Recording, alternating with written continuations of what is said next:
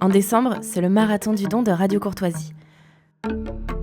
Qu'est-ce que c'est que le Marathon du Don ? Le Marathon du Don, c'est la grande collecte de fonds que nous organisons chaque année au mois de décembre. Parce que c'est la dernière chance pour les auditeurs qui n'ont pas encore fait de dons de défiscaliser utilement. Symboliquement, s'ils n'ont pas envie que leur argent serve à financer l'immigration illégale ou les politiques transgenres, eh bien, ils peuvent donner une partie de leur argent à Radio Courtoisie et la déduire de leurs impôts à hauteur de 66%. Et en plus de ça, nous avons un mécène très généreux qui, depuis 2 ans, chaque fin d'année, nous promet de doubler les dons au mois de décembre. C'est-à-dire que si vous donnez 50 €, eh bien nous en recevrons 100, et à vous, il ne vous en coûtera qu'à peu près 18. C'est pourquoi je vous demande de nous soutenir pour ce marathon du don. Donnez-nous les moyens de défendre vos idées. Rendez-vous sur soutenir.rc.fr. 7h, 10h sur Radio Courtoisie, suivez la ligne droite. Bonjour Nicolas Boutin. Bonjour Maud. C'est difficile les transitions parfois. Nicolas, vous avez suivi pour Valeurs Actuelles le déplacement du pape François en Corse ce week-end. Alors une seule question pour commencer, qu'en avez-vous retenu ?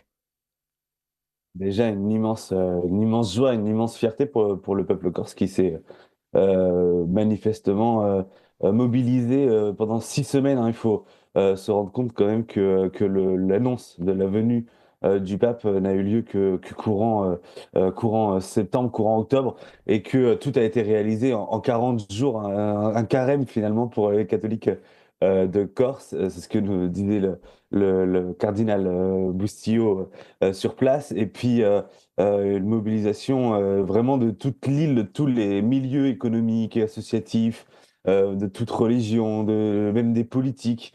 Vous savez, là où on parle beaucoup de laïcité, où on fait beaucoup de polémiques dès lors qu'il y a une simple crèche devant une mairie ou dans l'espace public, là-bas, toute l'île a mis la main à la pâte, si j'ose dire, pour à la fois financer ce déplacement et puis tout organiser, mettre la ville d'Ajaccio le plus propre, la mieux décorée et la mieux, comment dire, dans les meilleures conditions pour pouvoir accueillir plus de 120 000 personnes qui étaient présentes dans cette petite ville d'Ajaccio quand même. Oui.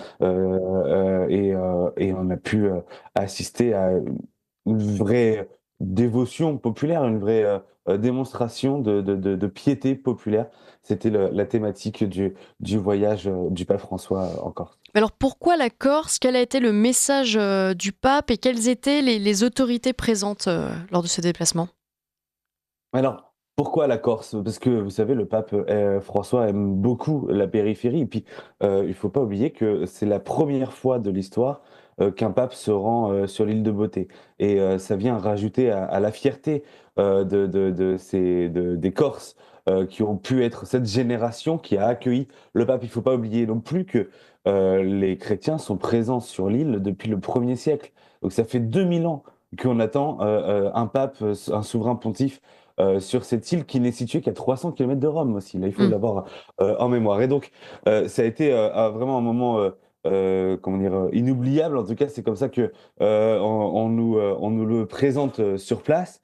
Le pape est venu parler de piété populaire, de religiosité populaire, c'est-à-dire finalement tout ce qui, à travers la tradition, tout ce qui vit encore aujourd'hui, à travers la tradition, les fêtes patronales, les processions qui ont lieu chaque année en Corse, tout ce qui est lié à la tradition et à la foi catholique. Et ça, pour ça, ils ne pouvaient pas mieux choisir finalement que l'île de Beauté pour venir en parler. Oui. Nicolas Boutin, une fois de plus, le pape François est venu donc en terre française, première fois en Corse, mais toujours pas de voyage officiel. Il y a eu Marseille, il y a eu la Corse maintenant, il n'y a pas eu Paris. Est-ce qu'il a dit quelque chose au moins au sujet de Notre-Dame de Paris ? Ouais, vous oubliez même Strasbourg aussi, où il Ah était oui, allé au exact. Parlement européen, mais pas en France, en Oui, c'est vrai. 2014. Effectivement, Marseille, il était allé aux rencontres de la Méditerranée, mais pas en France. En Corse, il est venu surtout pour le colloque sur la religiosité populaire et effectivement, toujours pas Paris. Il en a très peu parlé. Après, il faut pas oublier que le pape avait fait lire un message lors de la réouverture Oui. de Notre-Dame de Paris. Il s'était déjà prononcé.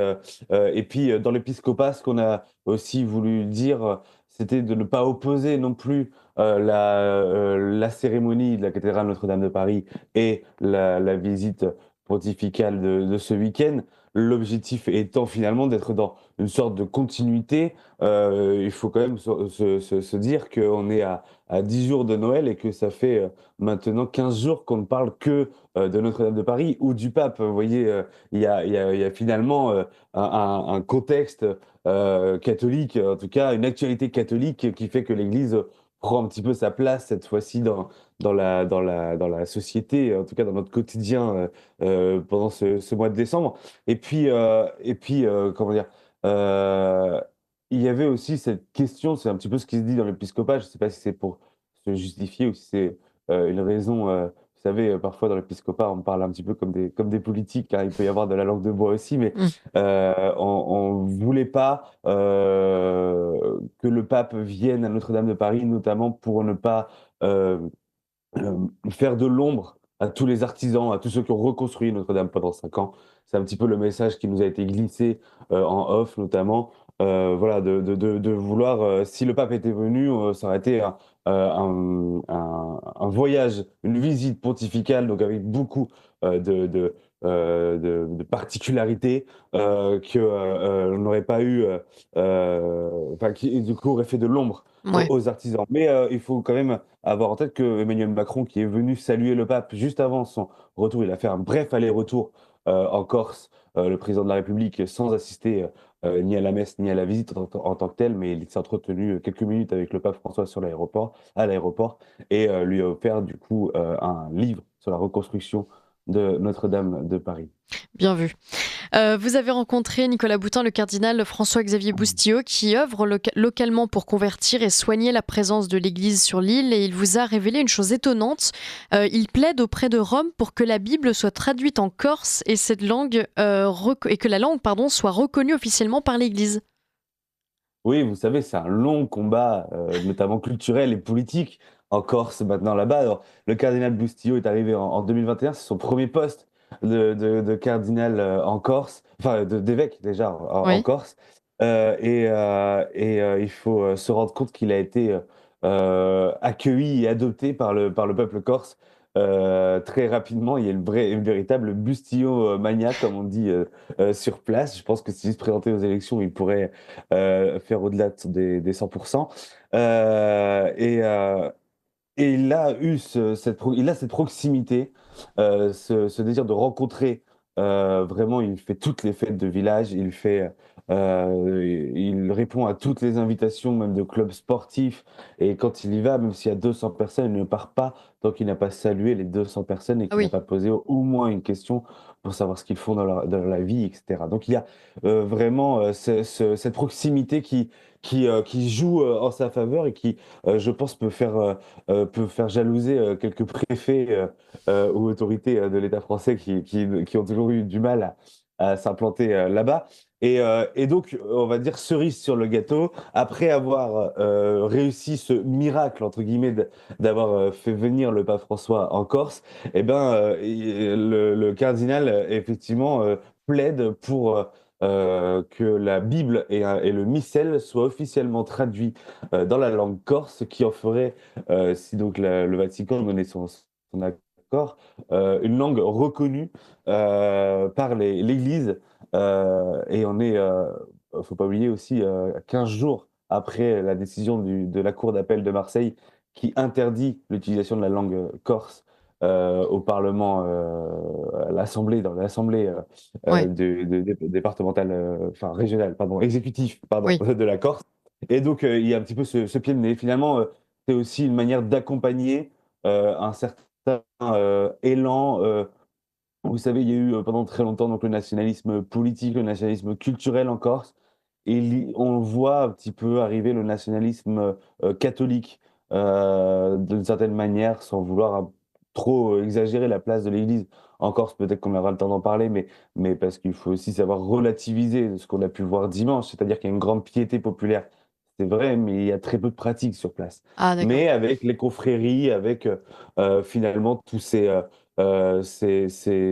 fêtes, eh bien, il y a quand même une spécificité, une laïcité particulière. Et donc le cardinal arrive à surfer là-dessus et donc va proposer au Vatican donc, d'adopter la langue corse comme langue officielle. Alors, qu'est-ce qui va rester de ce passage du pape François en Corse, Nicolas Boutin? Et ben justement, c'est toute la grande question, notamment le cardinal Bustillo va-t-il rester en Corse? Ou Ah oui, va-t-il, parce que certains bruits courent, qu'il pourrait être nommé à Paris pour remplacer Monseigneur ouais. Ulrich, Déjà?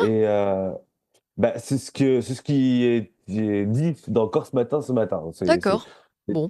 C'est une information Corse Matin, c'est peut-être une rumeur pour l'instant. Je sais que le cardinal Bustillo, lui, aimerait rester dans son diocèse d'Ajaccio.